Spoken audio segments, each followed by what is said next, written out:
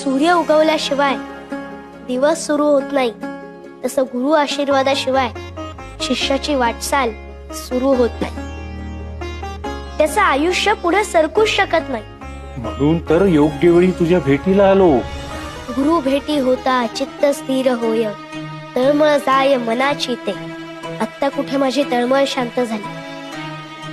तुमच्या भेटीनं इतका आनंद झालाय की स्वामी, मी जरी महादेवाचा अवतार असलो तरी मी मनुष्य रूपात अवतार घेतलाय. मनुष्य रूपात आल्यावर देवालाही गुरु करावा लागतो. साक्षात राम कृष्ण दत्तगुरु यांनी गुरु केले, ते गुरुला शरण गेले. मलाही माझ्या गुरूंना शरण जायचं.